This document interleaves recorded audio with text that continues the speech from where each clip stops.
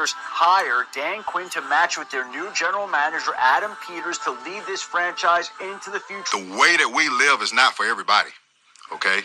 It's not, all right? Because we're going to run and put our bodies on people in a violent manner. Whether the team is giving us the highest of highs or the blues, we'll cover it all here on Commanders Nightly News. I, of course, am your host, Louie T. Thank you for joining me. Let's get to tonight's lead story. So, we talked about the playoff picture yesterday. I'm going to dive into that a little bit more. Everything's been updated. We're through 14 weeks now. And speaking of being through 14 weeks, we're officially in the stretch run. No more bye weeks. Everyone's on an equal playing field. Everyone's played the same amount of games. So now we can start to assess statistics. And I really want to dive in to two players in particular this season and where they rank amongst their peers, that being Jayden Daniels and wide receiver Terry McLaurin. We've made a lot about their production this season. We've started to take a look at the Pro Bowl voting rather. And Jayden Daniels is number 3 in Pro Bowl voting, but the first quarterback in the NFC. That's ruffled some feathers with, fans of teams around the NFC. Don't care, right? Our guy's most exciting. Our guy's the fun. What was very, I think, noticeable this weekend is there wasn't as much, like there were close games and, there was, things going on, but it wasn't as exciting this week, right? There was no Lamar Jackson. There was no Jayden Daniels. Bo Nix didn't play, so there wasn't that rookie quarterback element that you were excited about. The Bears got drubbed. Caleb Williams is no longer a factor. So there wasn't as much excitement this week, and I don't think that's an accident. There was no Anthony Richardson, not that he's a guy you're clamoring to watch or anything like that, but they play in a lot of close games, and he puts his body on the line at the end of those close games. I don't think it's a coincidence. I'll just say that, There was no C.J. Stroud. A lot of the young, exciting quarterbacks didn't play this weekend. It wasn't lost on me. I'll just say that. But we're going to take a look at the playoff picture here in a second. But I first want to take a look at where Jayden Daniels ranks amongst his peers. Same can be said for Terry McLaurin, because a lot of you kept bringing up, Terry is 3rd in receiving yards. I'm like, well, he hasn't had his bye week yet. So he's played one more game than most of these receivers. Let's kind of wait and see what it looks like after the dust settles and the smoke clears from the bye week. Now everybody's on a level playing field, and then we can start to assess where Terry is in the pantheon of receivers from a receiving yardage standpoint, touchdowns, et cetera, et cetera. So we're going to take a look at all that today. So let's dive in. Let's start with Jayden Daniels, though, and where he is with these quarterbacks. I'm fascinated by this because I think we got one of them ones. And if you got one of them ones, then you need to be statistically around the rest of that group of quarterbacks. Mahomes, Allen, Jackson, Burrow, etc., right?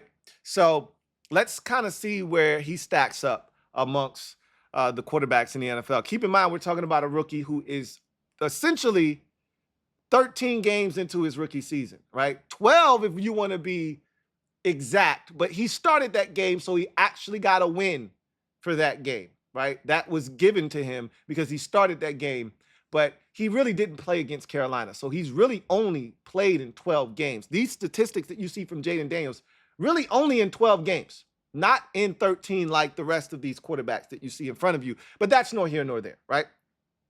So obviously Lamar Jackson and Joe Burrow are kind of, right now in a class of their own. If Lamar had the Ravens at 11-2 right now, he'd be squarely, same with Joe Burrow, right? Those two would be light years ahead of anyone for MVP conversation if their teams were playing at the level that, say, a Josh Allen's Bills team is, or the Eagles or the Chiefs are at, Lions, et cetera, et cetera. One of those top 4 teams right now, even where the Vikings are, right? If they were playing at the Vikings level, Lamar Jackson would be looking to win his 3rd MVP, 2nd in a row. And Joe Burrow will be looking to notch his first league MVP trophy with the way they're playing. 32 total touchdowns for Lamar Jackson. Only 3 interceptions. That's a big number. He's not turning the football over. He's making great decisions with the football. And These 3,968 yards combines both passing and rushing. Keep that in mind as well. So total, Lamar is almost at 4,000 yards total on the season. And again, these touchdowns are total touchdowns, not just passing touchdowns. 32 total touchdowns on the season for Lamar Jackson, only 3 interceptions. He's got a quarterback rating right now of 117. Joe Burrow, again, playing the position masterfully right now. Almost 4,000 yards of total offense for him, just like Lamar. They're light years, as you can see, ahead of just about the entire field in that regard. 34 touchdowns, 6 interceptions. I think if I had to guess, we could just take a quick peek, see. That's probably going to lead the entire league, right? It's going to lead the pack. 34, Josh Allen has 33. I think that's the only guy that would probably have been ahead of him. So you've got the 3 quarterbacks that are in the MVP discussion, if you ask me, are Burrow, Allen, Jackson. But the 2 records of Jackson and Burrow don't supersede that of Allen. I think Allen right now is in the driver's seat, and then he put up a crazy game even though they lost. 6 total touchdowns.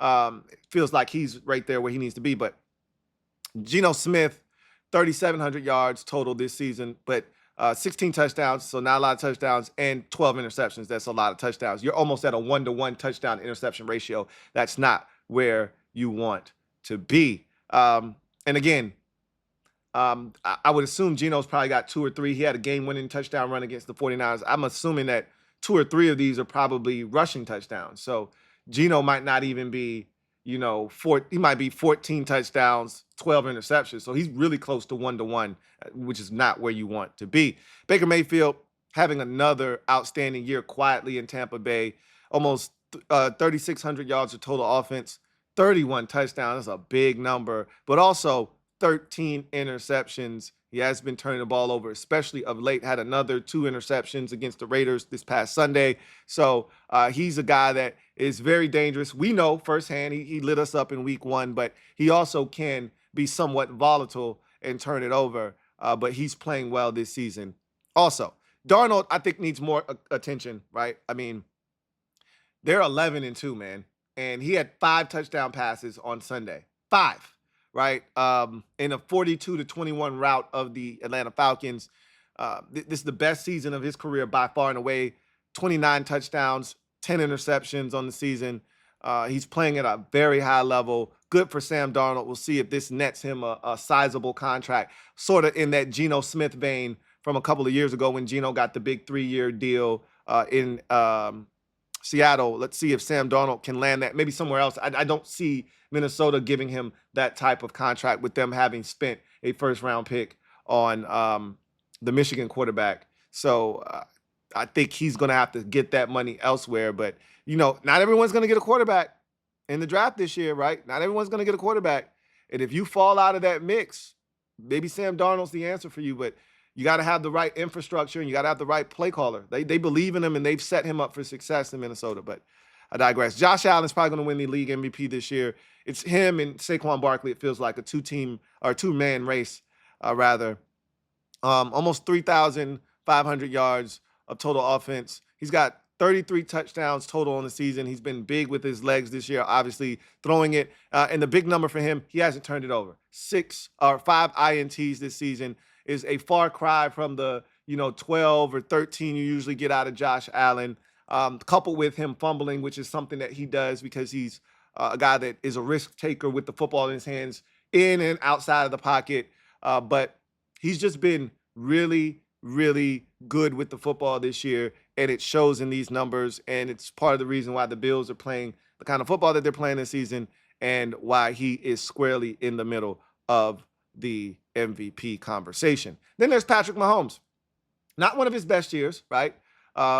But still over 3,400 yards of total offense through 14 weeks, 21 touchdowns. Again, a far cry from where he's been in his past. Normally, he'd be up here with the Jackson, Burrow, Allen combination of in the 30s. But this has been a down year for him from a production standpoint. The interceptions don't really bother me with Mahomes because if you go back and look over the life of his career, that's who he's been. Somewhere in that 10 to 13 interception range is usually where he lives. He's on pace to have 13 interceptions this year, which is right around where he usually is. But that's usually complemented with over 30 total touchdowns, almost nearly 40.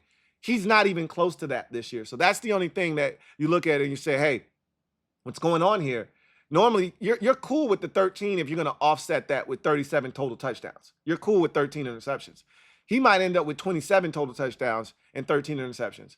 That's not cool, right? That's a 2-to-1 touchdown to turnover ratio. That's not what you're looking for from your quarterback necessarily. But it's Mahomes, and he finds ways to win. So you're willing to overlook all of that stuff, right? And then there's our guy. Look at where he is. Right now, currently 1, 2, 3, 4, 5, 6, 7, 8th in the NFL in total yards from the quarterback position. From a touchdown standpoint, total touchdowns, 21 on the season. He is 1, 2, 3, 4, 5,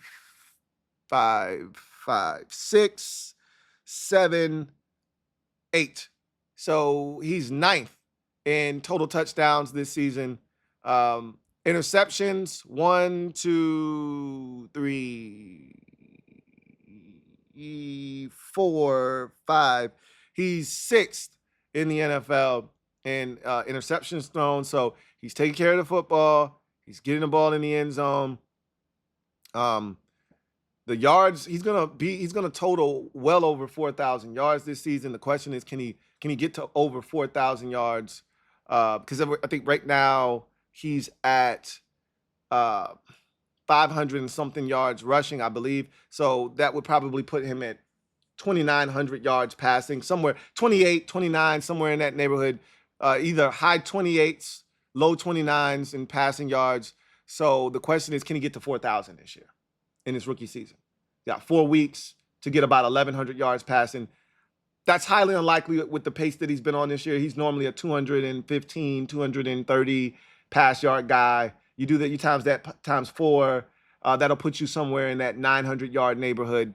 That's not going to get you to 4,000, but it'll get you in the high 3s, right? You extrapolate what he's done on the ground this year over the final 4 weeks of the season. That'll probably get you somewhere in the 700 neighborhood.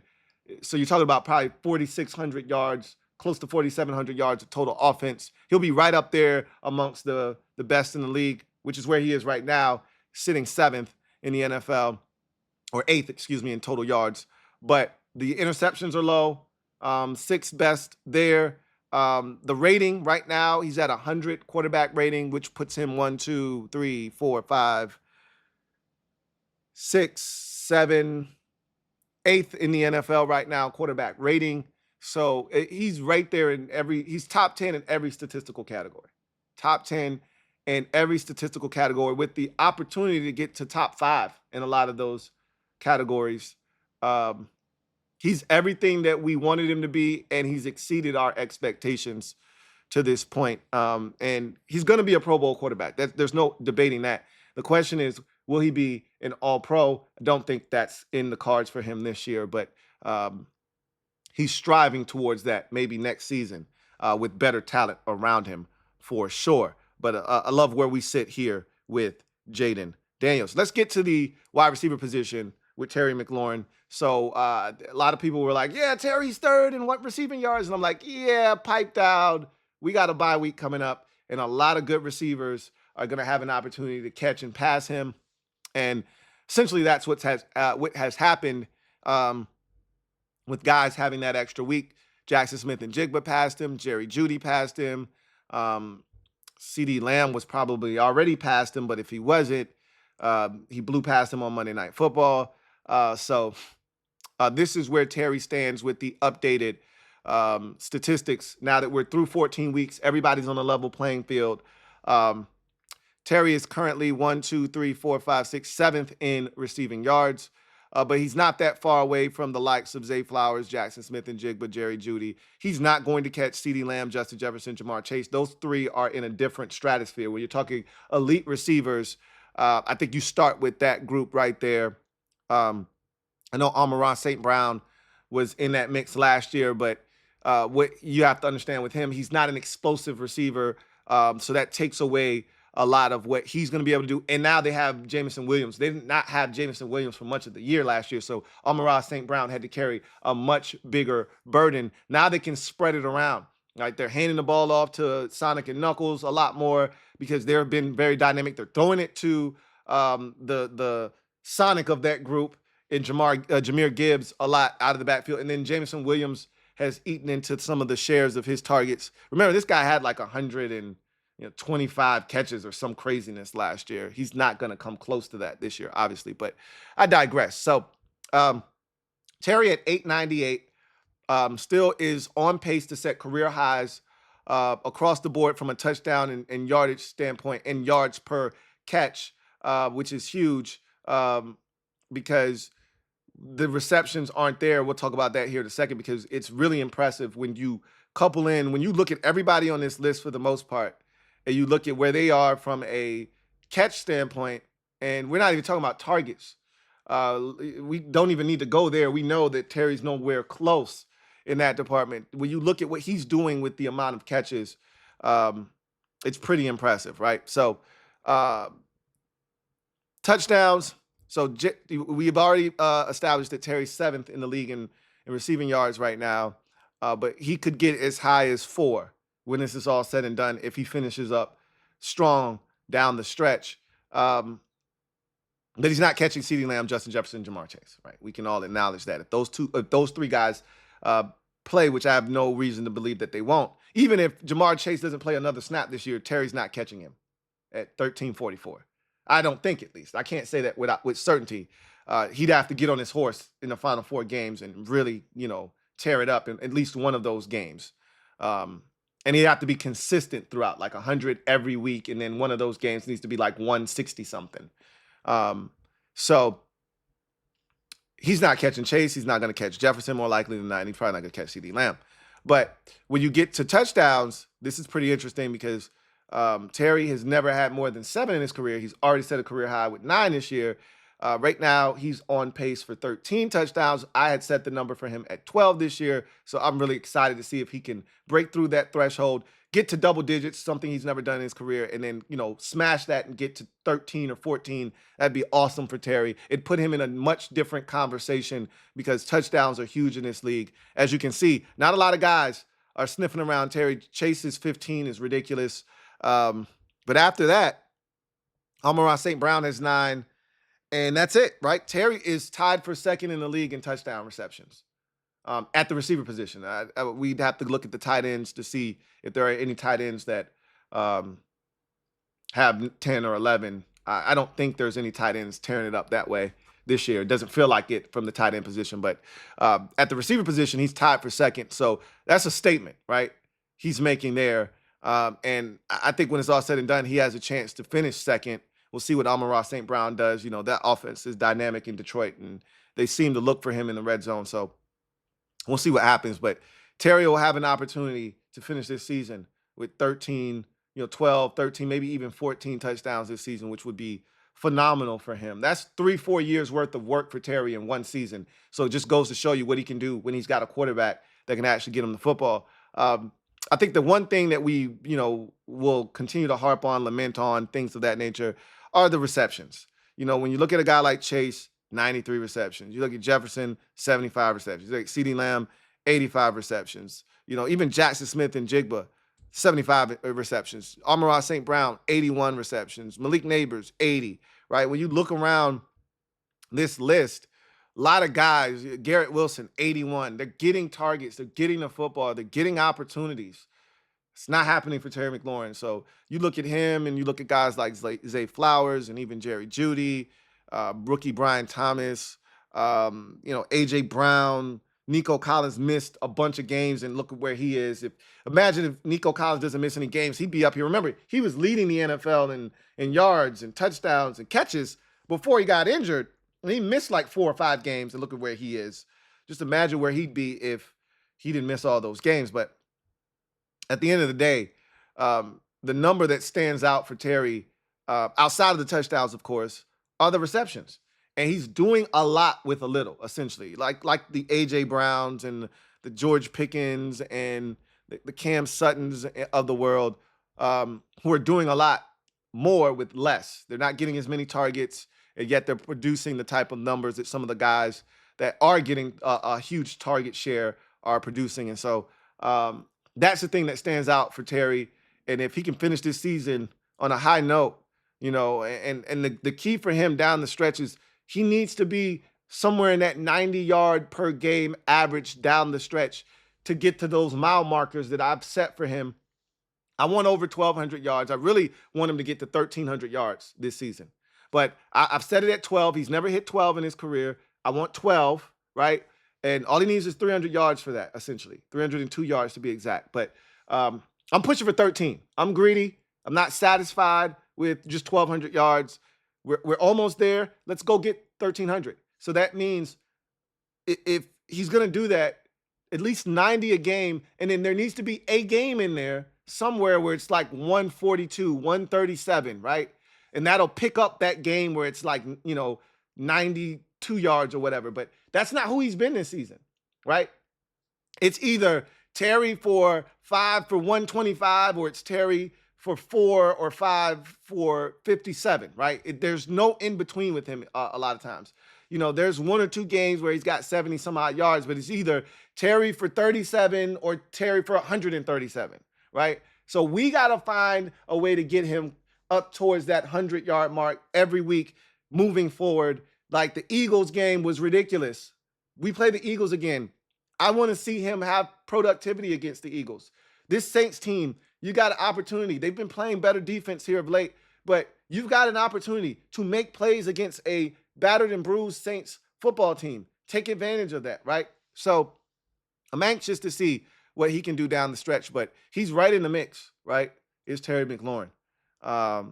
He could finish as high as 4 at the receiving position in terms of yards. He can finish as high as 2. No lower more likely than not when you look around. No lower more likely than not than 3, right? It's really Justin Jefferson's the only guy that's even close in touchdowns with 7, and he's still 2 away from Amon-Ra St. Brown and Terry McLaurin. So he has a chance this year to finish. And if you look at yards per attempt, right, he's at 15. The best of the best are either at 15 or 16, all right? Zay Flowers, 15. Justin Jefferson, 16. Jamar Chase, 15. Terry McLaurin, 15. Brian Thomas, 16. Darnell Mooney, 16. A.J. Brown, 18 is ridiculous. Nico Collins, 17. George Pickens, 16. So he's in elite company when you're talking about yards per attempt. He's not getting a ton of them, but when he does get them, he's making them pay and count, and they're big chunk plays, right? So you love to see that, and we hope that continues down the stretch. So he's got a chance to finish top 5 in receiving yards. He's got a chance to finish top 3 in total touchdowns receiving. And I think he's got a chance to finish top 7 or so in yards per catch this season. So these are all massive numbers. And then the number that we should all be focused on, 75 receptions.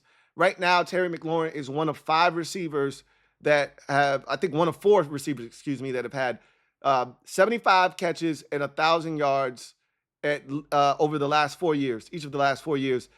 Stephon Diggs was in that category. He is out for the season. He's not going to hit that mile marker this year. I think Davante Adams, if I'm not mistaken, was one of those receivers. I don't think he's going to make it. Where's Tyreek Hill? Tyreek Hill probably is going to still make it. But Davante Adams isn't on this list because Davante Adams, I don't think is going to make it from a yardage standpoint this year. Might still make it from a catch standpoint. We'll see. But what I'm essentially trying to say to you is Terry has a chance to be in rarefied air if he can get to 75 catches, because he's going to hit 1,000 yards, assuming that he finishes the season with the final 4 games. So got to get him to 75 catches. That's another mile marker for Terry McLaurin to finish up. But I digress. So let's go ahead and get to one more thing. I do want to take a look quickly at the playoff picture.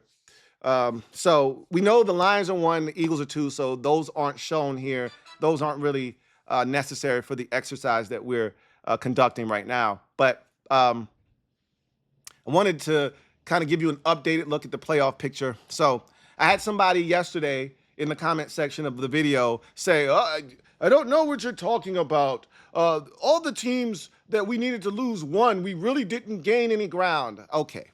So clearly he doesn't know how this works. So I'll explain again. Maybe I'm talking to someone going in one ear, out the other, but I digress, right? Last week we had a 71% chance to make the playoffs. That has been upgraded to 81%. Why? Because teams that we needed to lose lost. The only team that won, and why this thing isn't up over 90 is because the Rams won. Okay? The Rams won. We knew the Bucks or the Falcons going to win the division. So one of those two teams they're irrelevant. The only thing that matters is both of them don't play well. Right? The Falcons had a chance to lose against Minnesota, and they did. That's all we needed. We knew the Bucks were going to beat the Raiders. So they're going to win the division. So them winning the division doesn't impact us in the least. It's the wild card that we're concerned about. So, the Bucks winning had no bearing on us because the Falcons losing was more important than the Bucks winning, if that makes sense, right? Because all we care about are the teams that can catch us in a wild card. And the Falcons losing and the Cardinals losing were huge for that, right? And we thought the Rams were going to lose. And they ended up being the team that won because we thought them playing Buffalo meant they were going to lose, and they ended up winning. And so they did a thing that puts them in a great position. They're just one game back now. I talked about that on the show yesterday, though. But the 49ers, not concerned with the 49ers. They got a 9% chance of making the playoffs. And really, that 9% stems largely in part to them trying to win the division. Right? They'd need a collapse from all the teams in front of them. Seattle, the Rams, and the Cardinals. They need a collapse from all of them, and they need to continue to win because they have a very porous record within the division. They're 1-3 right now in their division.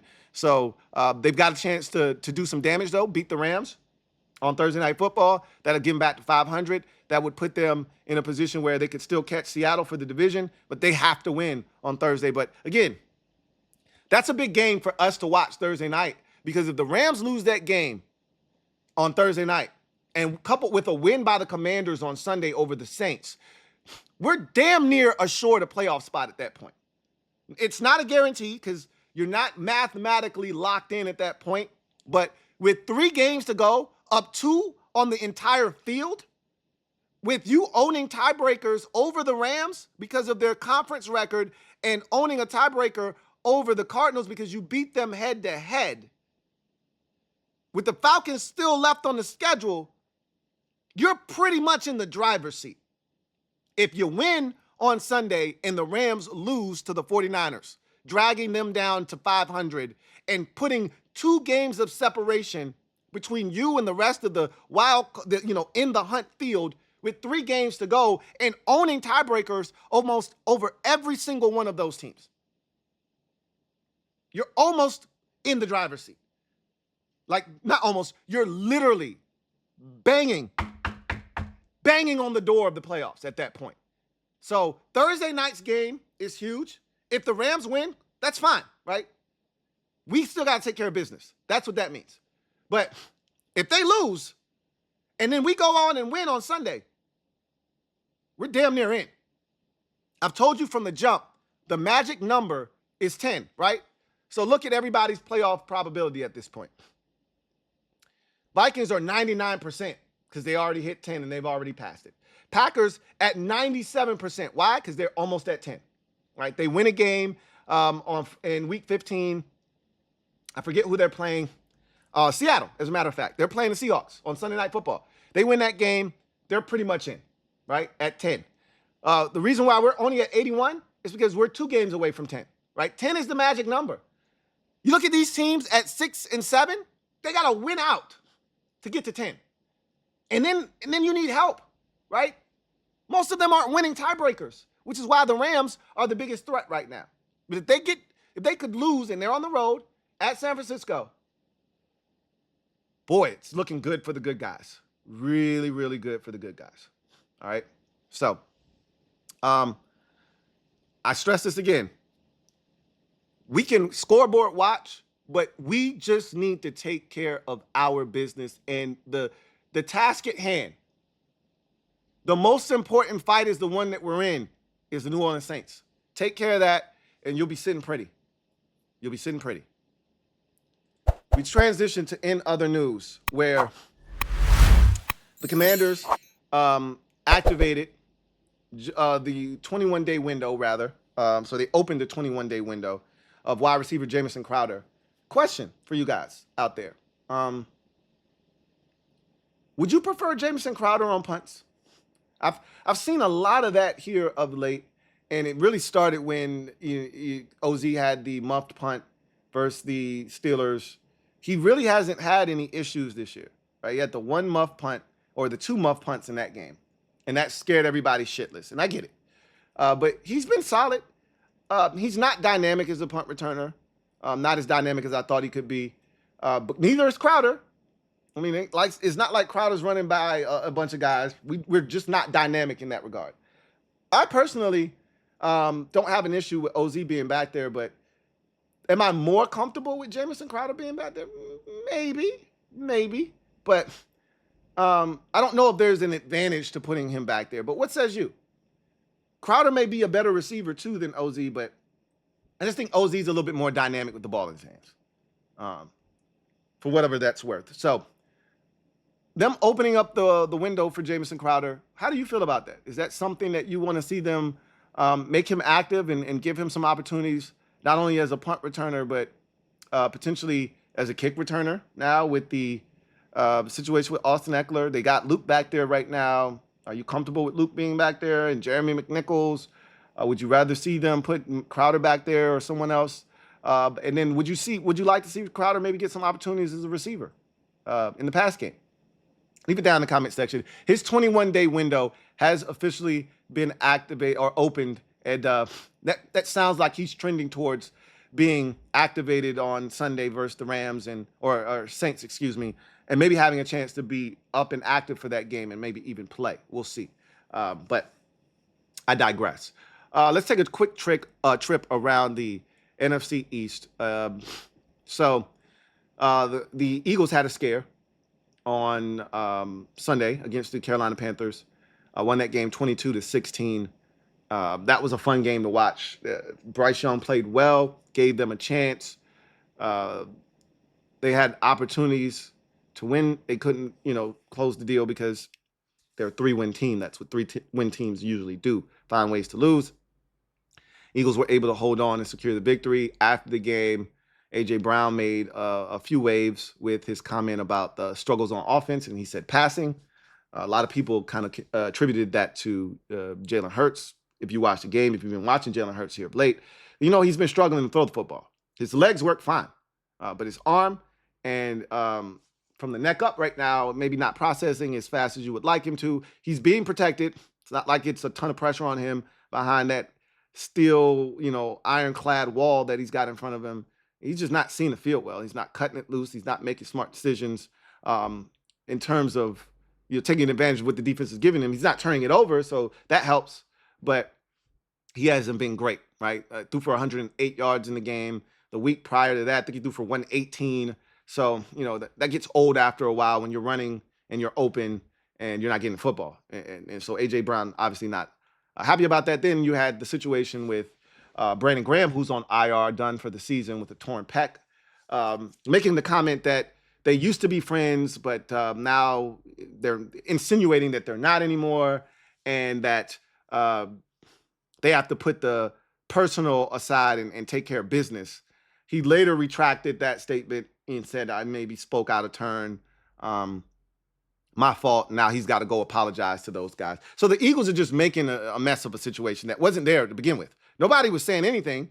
They made this mess, and now Eagles fans are mad at us, and other fans that are trying to jump in and say, uh-oh, is there trouble? The house looks like it's on fire, right? We didn't do this. You did this. Don't get mad at us because your guys can't shut the hell up. Don't be mad at us, okay?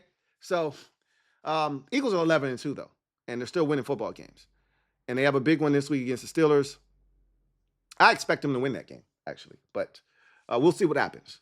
I think they're better than the Steelers, but they got to get better on offense. This could be the week where Saquon doesn't go off on the ground, and then what, right? I think they're still going to have success running against the Steelers, but If they don't, then Jalen Hurts is going to have to step up and throw it, and then we'll see what happens. Anyway, then there are the Commanders were on a bye, obviously. Then there are the matters of the Dallas Cowboys and the New York Giants. So the Cowboys played on Monday night, and the Cowboys fans were holding out hope that they could somehow run the table and still squeak their way into the playoffs. No chance of that happening, but it was fun to watch them, like the Giants fans last year, get their hopes up for no reason, only to have them dashed in gut punch fashion on Monday Night Football. Look, they lost the game 27-20. They blocked a punt late, had a clown touch it. Amani Oruwariye, for some inexplicable reason, after the punt was blocked, decided he wanted to try to pick it up. Bad move. That's bad news. He gets hit. He doesn't catch the ball. It tips off his shoulder, recovered by the Bengals. They later go on about 4 or 5 plays later, score a touchdown. That proved to be the game-winning score, and they win the game 27-20. Cowboys played well enough to win. Michael Parsons was not happy, left the field, as time was expiring. He just couldn't take it on the sidelines. He was so distraught that they blew an opportunity to win. But that's the Cowboys season, right? Now they're 5-8, and any hope of making the postseason is all but dashed at this point. And they didn't do it themselves by winning these games any favors in the draft. So they're going to end up in no man's land, which is really good for them. And I couldn't be happier for them where they sit right now. Don't want them to be too bad where they end up with, one of the best players in the draft, even though I still think they could be in a position to do that if they're smart. They take, Ashton Genty. But hey, look, Rico Dowdle's playing well, so maybe they don't draft him. I'd love for that kid to fall into our lap in the first round, even though that's more of a luxury pick, drafting a running back in the first round, one that we may not have. If better players at positions of need are available, you still have to go in that direction, I believe, right? But we'll see. I don't want to have draft conversations in December when we're chasing after a playoff spot. So I'll leave that to the losers to do, right? Let the Cowboys and the Giants talk about the draft. Speaking of the Giants, they continue to run the play. They had a chance to send the game to overtime. I actually thought the Saints got away with a penalty. They're pushing down offensive linemen. I told my dad in the moment, hey, he can't do that, right? He literally took the lineman that was supposed to be able to. This is a 300-pound man jumping over the pile. You think he's going to jump and clear offensive linemen unless he got help? He literally had his teammate, Peyton Turner, pushing down that offensive lineman so that he could leap over him and block that kick. You can't do that. That's just as bad as leveraging. The Saints got away with one, but the Giants had their opportunities in that game. They lose 14-11.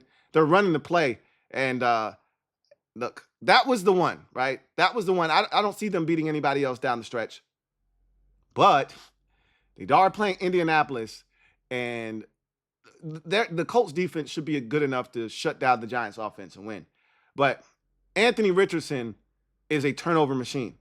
And if the Giants can get to him, he's going to overthrow 2 or 3 passes. They can pick him off. Who knows? They can't afford to win any games. If you look at Tankathon, and I did that on the podcast, if you look at Tankathon and where they sit, they're right now the number 2 pick behind the Raiders, strength of schedule wise. That fluctuates week to week. But if they were to win a 3rd game, there are like 6 teams with 3 wins. And you don't want to get into that cesspool if you're the Giants or the Raiders for that matter. So, They avoided disaster, similar to the way we did last year against the Jets. But they still got one more obstacle to overcome, one more hurdle in their way, and that's the Indianapolis Colts. I expect them to clear that hurdle. They have the Ravens this week. They're going to get lambasted. They have the Eagles, and they have the Colts, and one more team that they should lose to. But I think the Giants are going to end up with the number 1 or 2 pick in the draft this year. Good for them. See what they ultimately do with it. But I digress. That's your trip around the NFC East. Look forward to chopping it up with you guys down the road. We're going to be live tonight. Rico, Rio, Ed, myself, the Commanders Kings will ride again tonight live for the first time as the Commanders Kings over on the channel. So hopefully you'll be able to tune in for that tonight at 8:30.